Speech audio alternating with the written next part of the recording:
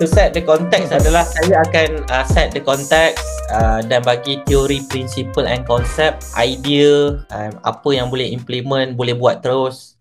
Sebab tadi kita baru interview seorang doktor ni, dan dia cakap dia dengar webinar pada hari Jumaat hari tu. Ada satu inisiatif yang kita mention, dan weekend terus dia design, dia buat inisiatif tu dan dia dah start dah inisiatif tu. So saya happy lah, kiranya kita punya talk series ni ada manfaat, walaupun mungkin tidak banyak, tetapi kita cuba bagi yang terbaik lah.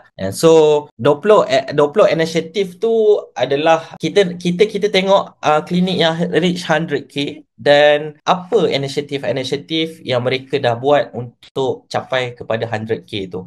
Cuma malam ni saya bagi sedikit untuk break even, dan juga maybe dia akan membina jalan kepada 100k tu lah. Dan nanti sekejap lagi kita ada tetamu jemputan. Kita dengar sendiri doktor ni macam mana journey dia untuk breakthrough the first 50k, dan start menjadi profitable lah.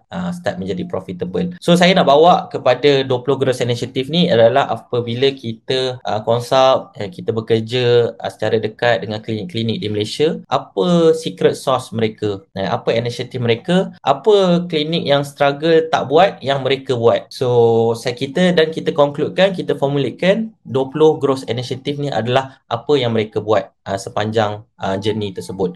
So 20 inisiatif ni adalah perkara yang kita buat bersama community growth partner kita. Kita buatkan marketing untuk dia, digital marketing, kita buat awareness dan lain-lain, tetapi dalam masa sama kita perlukan kerjasama doktor untuk buat 20 growth inisiatif ni bersama-sama dengan kita. Kita akan guide doktor supaya doktor buat marketing, doktor cover 5 success factor yang lain juga, and supaya success rate tu lebih tinggi dan result yang lebih baik kita akan dapat dalam masa yang lebih cepat. So itulah adalah idea the growth partner lah. So saya pergi kepada 20 growth initiative ni.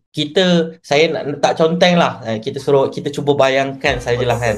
So kita ada bulatan, kita ada 4